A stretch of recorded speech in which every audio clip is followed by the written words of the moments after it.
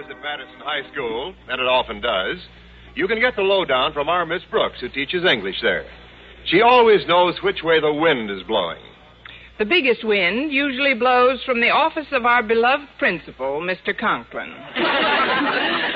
Whenever he directs his huffing and puffing at me, and he often does, all I can do is batten my hatches and yell, "Blow me down." And he often does. Last Thursday, for example, when we observed Visitors' Day at Madison, Mr. Conklin arbitrarily ordered me to spend the noon hour directing visitors through the school, instead of merely wasting my time eating lunch. Next morning, I answered the phone at 7 o'clock, and once again, the voice of the turtle was heard throughout the... Get over to school on the double. I have a little chore for you, Miss Brooks. But, Mr. Conklin, can't it wait until I've had breakfast? Don't be selfish. Well, a few minutes later, Walter Denton picked me up, and we headed for school. Hallelujah, what a glorious day. Oh, what a beautiful morning. Everything's going my way. Those pedestrians seem to be going the other way, Walter. Slow down. Slow down? Well, you're not in a hurry to see Mr. Conklin. That's the understatement of the year. Slower, Walter. There are more pedestrians coming up. Or going down, as the case may be. Boy, if there's one thing I can't stand, it's pedestrians. Why don't they get a car and defend themselves? Now, look at that fool driving on the wrong side of the street. It must be another European. They're all over town, Miss Brooks.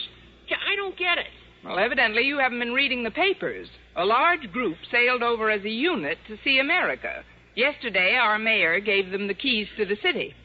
The way they drive, he must have given them the keys to a saloon. Hey, now I can understand why there were so many foreigners rubbernecking in our classrooms on Visitors' Day, Miss Brooks.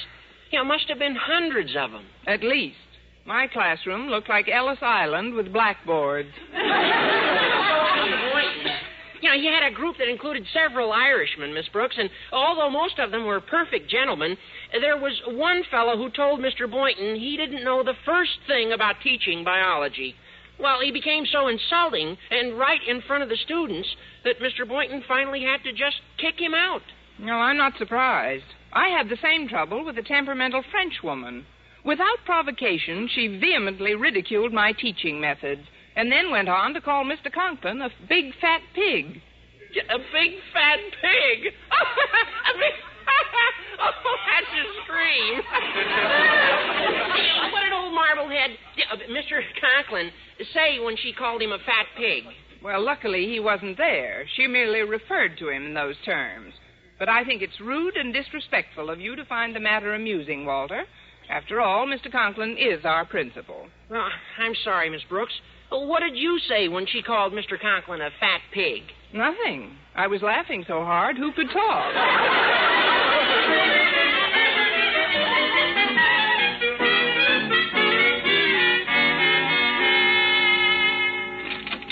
Good morning, Mr. Conklin. At ease. Now, Miss Brooks. It appears to me you're losing weight. Well, I'm on sort of a request diet, sir. A request diet? Yes, sir. Whenever I get a chance to eat, you request me to do something else. Your calling me here so early this morning prevented my having breakfast. Now, you ought to thank me for helping you to keep slim, my dear. If the day should ever arrive when Mr. Boynton sums up the courage to put his arm around you, you wouldn't want to be fat now, would you? Well, no. But I'd still want something left that he could get a grip on.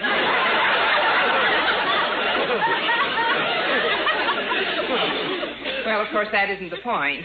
I've been working very hard, Mr. Conklin. Haven't we all? Visitors' Day just about knocked me out. Gad, I never saw such weird characters, particularly a Swedish chap who had the audacity to tell me how to run my office. Well, I didn't wish to appear rude, so I gently escorted him to the door and gave him a healthy boot in the pants, calculated to fell an ox. You kicked him out? Literally. My punting days at old Rutgers stood me in good stead, Miss Brooks. They didn't call me Tricky Toes Osgood for nothing. Well, far be it from me to belittle the talents of your toes, Mr. Conklin, but unless you summon me here for something more urgent than to play This Little Piggy Went to Market, I'd like to eat. Oh, you are impatient, aren't you? Well, I'll tell you why I summoned you, and then you may bite me if you wish. Last night, Mr. Henry Newton flew in from Washington. Mr. Newton happens to be a distinguished member of the National Board of Education, Miss Brooks, and inasmuch as you are faculty advisor to our paper of the school, I want you to get out a special edition in his honor. He's that important? Yes, he is. To borrow a rather humorous expression from my old army buddies, Mr. Newton is as top brass as a doorknob in the Pentagon. I see. And you'd like to polish the doorknob. Exactly. You will run over to journalism at once and write a brilliant editorial under the name of Osgood Conklin. In it, you will heap lavish praise on Mr. Newton for his sterling achievements and outstanding success. Good morning. Well, Mr. Stone, you know the illustrious head of our Board of Education, Miss Brooks. Oh, certainly. If you'll excuse me, Mr. Stone, I've got to run over to journalism and write a story on Henry Newton. And by all means, stick around. I might be able to contribute some interesting facts to that story. Oh, splendid. You may state, for example, that Mr. Newton is a champion of international unification of teaching methods. Teachers in other lands simply do not understand our methods, nor do we understand theirs. Perfectly true. What do we have in common that men of all nations can understand? Outside of Marilyn Monroe, I can't think of a thing.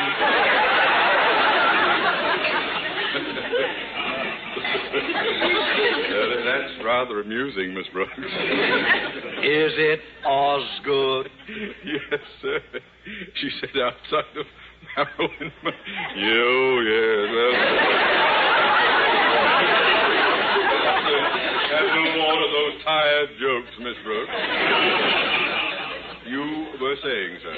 Oh, so strongly does Mr. Newton advocate the exchanging of ideas among our teachers and those of other countries that he flew in from Washington for the sole purpose of addressing a delegation of school officials and teachers who are now visiting America, intent on studying our teaching methods firsthand. These dignitaries from abroad included the Honorable Frank McTeague and Madame Michelle Leboucher. Well, Mr. Stone, if Mr. McTeague and Madame Leboucher should care to visit our school, we'll certainly make them feel at home. When they were here yesterday, you and Mr. Boynton kicked them out. Caramba. How dare you insult our good neighbors, Miss Brooks? Oh, shut up, Osgood. The chap you insulted was Eric Stromstad, president of public schools for all Scandinavia.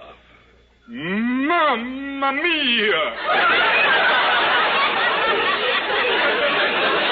You kicked him out. As I say, they don't call him Tricky Toes Osgood for nothing. The injured parties have prevailed upon me to write a letter of introduction to Mr. Newton. They intend to meet him at lunch and officially protest the treatment they received at your hands. Well, sir, if you could perhaps tell Mr. Newton... I can tell him nothing. As a member of the National Board, his powers far exceed mine. You have stepped on the toes of his pet project, and in so doing, you may well have committed occupational suicide. Yes.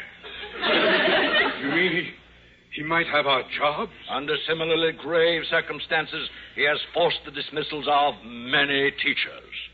Oh, teachers. Oh, well, I'll be sorry to see you and Mr. Boynton go, Miss Brooks. Please, Mr. Conklin. As for Mr. Boynton, his actions were entirely justified. Mr. McTeague insulted him in the presence of his students. Nevertheless. And as for Madame Leboucher, well, I had to get rid of her. She was disrupting my classroom. That is no and she called you a big fat pig. The guillotine would be too good for her kind. Mr. Stone, my chivalrous nature compels me to spring to the defense of American womanhood. If Mr. Newton should discharge this poor woman, this poor teacher you see cringing before you... He's been known to fire not only teachers, Osgood, but principals as well. Principals, too? Mr. Stone, if I should lose my job... Never mind her. She's just a woman. I'm a married man with child.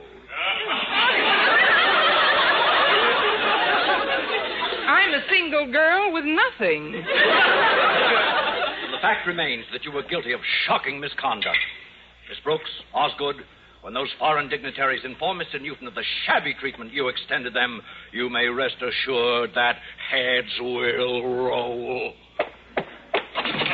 Where are you going, Miss Brooks? If heads are going to roll, I'll set up Mr. Boynton's in the next alley. With the threat of unemployment hanging over our heads like the sword of Damocles, Mr. Boynton and I trudged into the school cafeteria at noon and joined Walter Denton at his table. Since none of us was in a conversational mood, we sat there in funereal silence, grimly scooping up our food.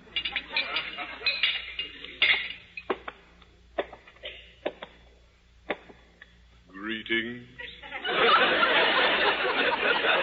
Aloha.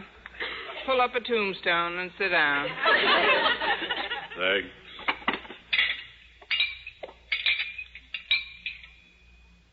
I wish I were dead. All in favor, say aye.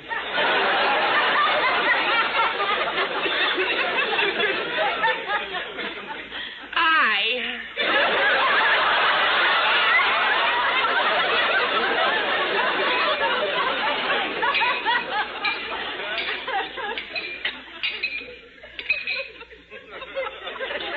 Funny. Never thought it could happen to me. My dad lost his job once, and he was my age at the time. Funny. I remember Dad telling me about it.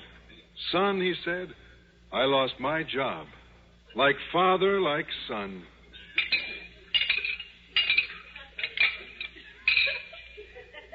Sonny. Me, Osgood Conklin. 10 years a high school principal. And now, a bum. Like father, like son. Eh?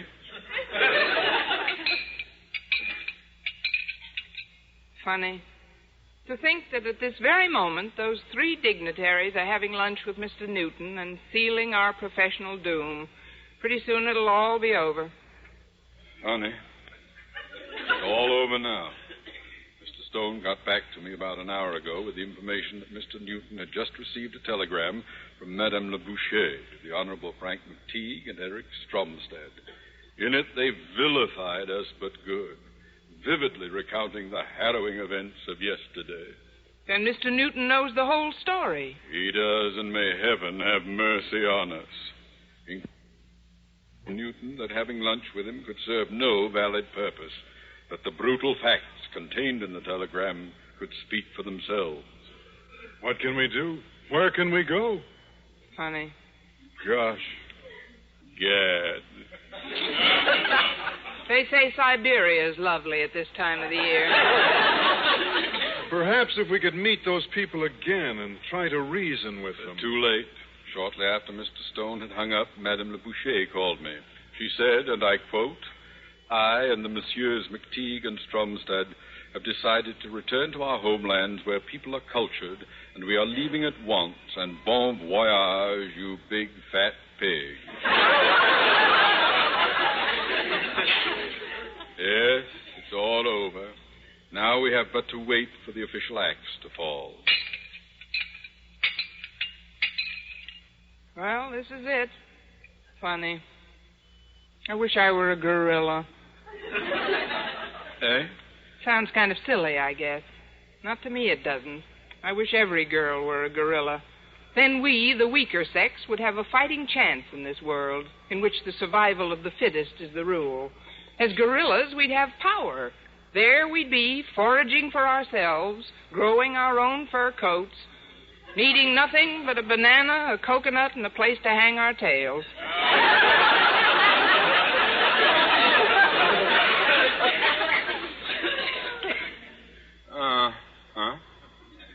Miss Brooks, they also say the booby hatch is lovely this time of year.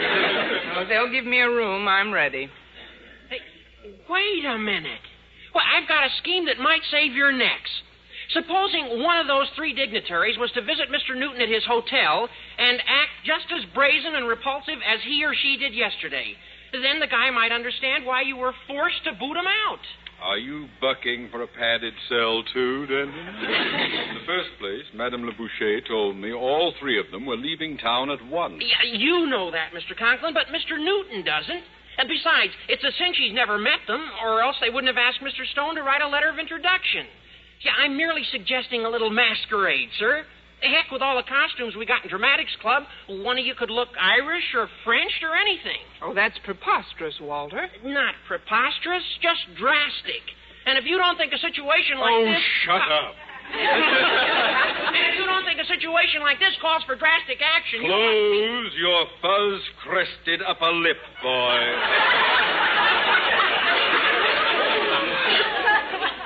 Masquerade, indeed. Perfectly clear that our only hope lies in Mr. Newton's allowing a cooling-off period before taking any action. Time is the great healer. Excuse me, folks. Daddy. What is it, Harriet? Well, I've been taking messages in your office, and Mr. Stone just telephoned. He said he'd been contacted by Mr. Newton, who's called an emergency meeting at the board for tomorrow morning. An emergency meeting? Yes, Miss Brooks. He said at that meeting, Mr. Newton will recommend the summary dismissal of you and Mr. Boynton and Daddy. Tomorrow morning. Funny. Gosh. Gad. Again. Funny. Never thought it could happen to me. Me, a poor teacher, deprived of a livelihood by another woman. A wealthy woman at that. How I envied her the fur coat she was wearing.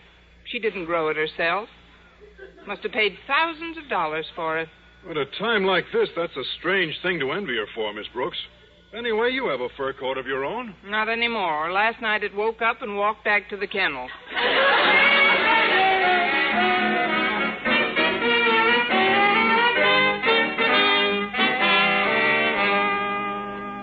Those members I have named will constitute a quorum at our board meeting in the morning, Mr. Newton. I am not pleased.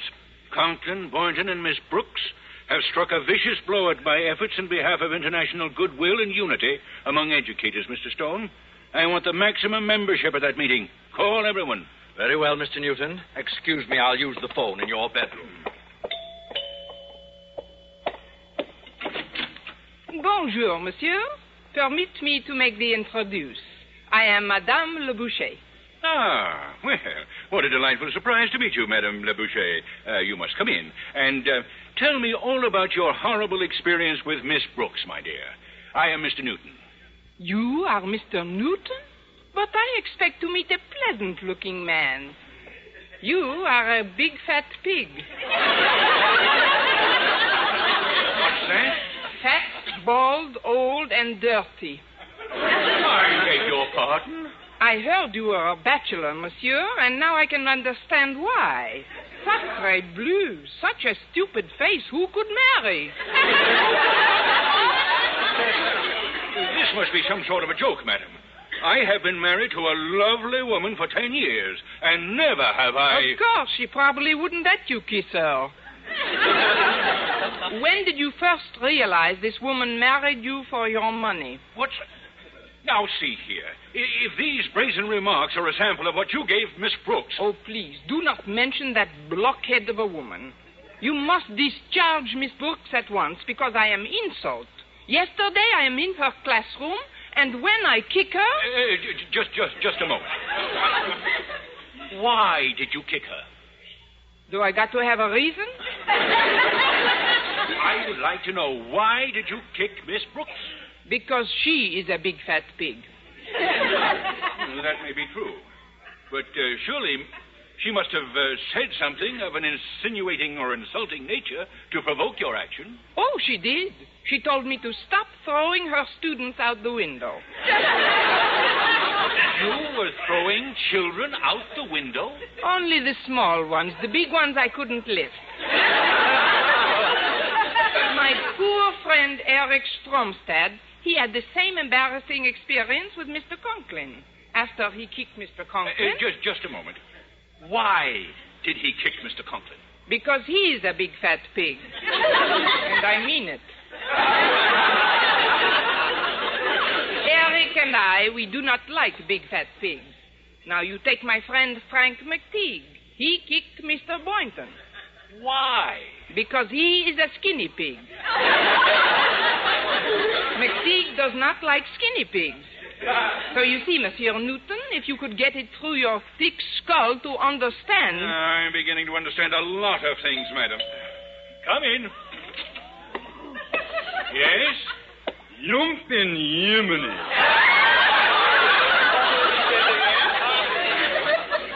Ik ben Eric Stromstad. Oh, no. I am Henry Newton.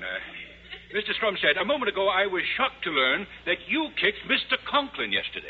Conklin, that knuckle-headed brainless oaf? Ja, ik kicked him good.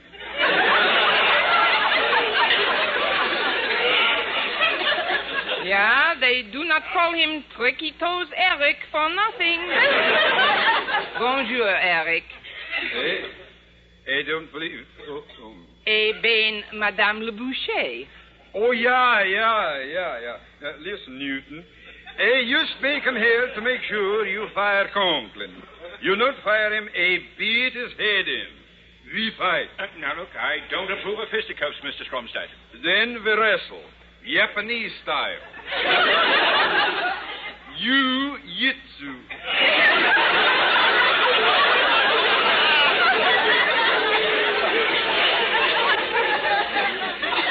You sound like a yerk.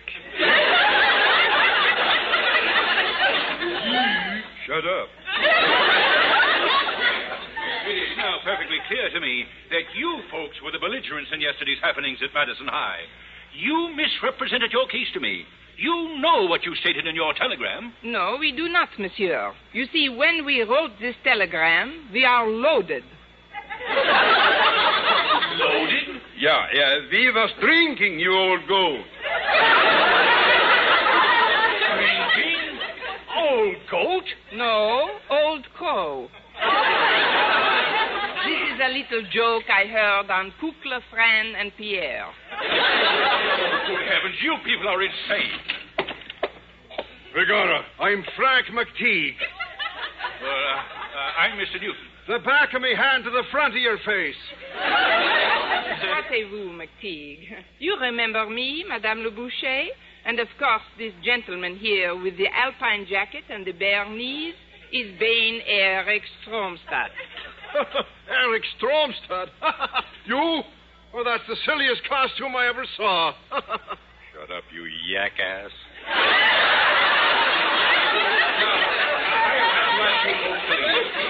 And in view of your outrageous demonstration, I have decided not to press charges against Miss Brooks, Mr. Conklin, and Mr. Boynton. You mean that, monsieur? Oh, this is a terrible blow. Yeah. We go now. There's nothing more for us to do. I'm Frank McTeague. Go home, McTeague. You got here 5 minutes ago. What in the world's going on here?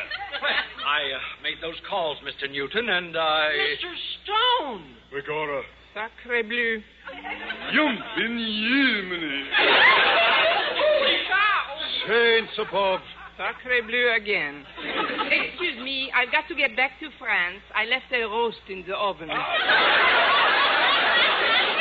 Hold on there, Miss Brooks. Miss Brooks?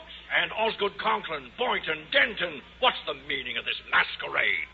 A masquerade? So... Come on, gang. Like I say, Siberia is lovely this time of year. Once again. As Mr. Newton was about to fire us on the spot, a miracle happened. He received an acidly phrased telegram from Madame Le Boucher, which so infuriated the distinguished gent that he gave us his blessings and sent us on our way. But when Mr. Boynton drove me home, I was still so nervous that I had some difficulty in finding the doorbell. What's the matter, Miss Brooks? You need glasses? Glasses? Oh, no, it's just nerves, Mr. Boynton. Oh, here's the bell. Mrs. Davis isn't home, but her sister Angela will let us in. Oh, hello, Connie. Mr. Boynton. Hi, Miss Devon. Oh, what a day we've had, Angela. I can imagine. I've been terribly worried ever since you called me at noon to explain your predicament. Everything worked out okay, thanks to a telegram Mr. Newton received from Madame Le Boucher. Yes, it was in the form of a poem. It said, I will tell General de Gaulle you're the fattest pig of all. Why the impish giggle, Angela? Oh, Madame Le Boucher didn't send that telegram, Connie. I did. You? I hoped it might help you out of your predicament. Angela, you're a doll. That calls for a big kiss.